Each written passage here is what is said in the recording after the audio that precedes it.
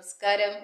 എന്നും എൻ്റെ ജീവിതത്തിൽ പ്രശ്നങ്ങളാണ്. ഇങ്ങനെ ചിന്തിച്ചിരുന്നാൽ നമ്മൾക്ക് എങ്ങനെ രക്ഷപ്പെടാൻ പറ്റും? അപ്പോൾ നമ്മളുടെ മൈൻഡ് സെറ്റ് ഈ ഒരു വഴിക്ക് പോകുകയും നോക്കൂ. ഒരു കടലിൽ പോകുന്ന മുക്കുവൻ്റെ കഥയെടുക്കാം. അവൻ രാവിലെ വീട്ടിൽ നിന്ന് ഇറങ്ങി അവൻ കടലിൽ പോവുകയാണ്. അവന് ഈ ഭയങ്കര തിരമാലകളെയോ കടലിൻ്റെ ആഴത്തിനെയോ ഒന്നും അവന് ഭയമില്ല. അവൻ പേമാരി വന്നാലും കൊടുങ്കാറ്റ് വന്നാലും അവൻ്റെ ആ ഉദ്യമത്തിൽ നിന്ന് അവൻ പിന്മാറില്ല. കാരണം അവൻ്റെ ഒരു ലക്ഷ്യം അവൻ്റെ വഞ്ചി നിറയെ മത്സ്യസമ്പത്ത് തിരിച്ച് കൊണ്ടുവരണം, എൻ്റെ വീട്ടിലെ ദാരിദ്ര്യം മാറ്റണം, എൻ്റെ മക്കൾക്ക് നല്ല വിദ്യാഭ്യാസം കൊടുക്കണം, അങ്ങനെയൊക്കെയുള്ള ചിന്തയിൽ അവൻ കടലിൽ നിത്യേന പൊയ്ക്കൊണ്ടിരിക്കുന്നു. പിന്നെ അത് നമുക്കൊരു ഒരു പ്രചോദനമായിട്ട് എടുക്കാം. കൂടാതെ നമ്മൾ ആലോചിക്കേണ്ട ഒരു കാര്യമുണ്ട്.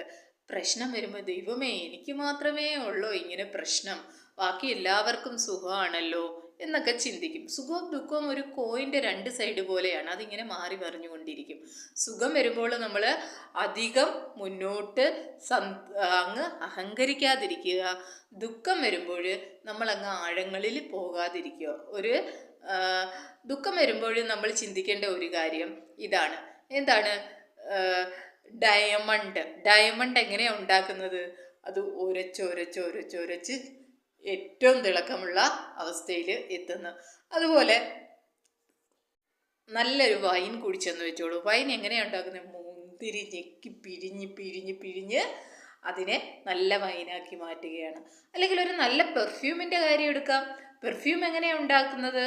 അതാ മണമുള്ള പുഷ്പം അവർ ചതച്ച് അതിൽ നിന്നാണ് നല്ല പെർഫെക്റ്റ് ആയിട്ടുള്ള ഒരു പെർഫ്യൂം എടുക്കുന്നത്. അതുപോലെ നമുക്ക് ദുഃഖം തരുന്നത് നമ്മൾക്ക് മുകളിലോട്ട് പോകാനുള്ള ഒരു വഴിയായിട്ടാണ്. അതിൽ നമ്മൾ പാണ്ട് കിടക്കാതെ നമ്മൾക്കുള്ള മാർഗങ്ങൾ, ദുഃഖം തരുമ്പോൾ നമുക്കുള്ള മാർഗങ്ങളും അതിനോടൊപ്പം കാണും. അത് കണ്ടുപിടിച്ച് നമ്മളുടെ ലക്ഷ്യത്തിലേക്ക് മുന്നേറുക.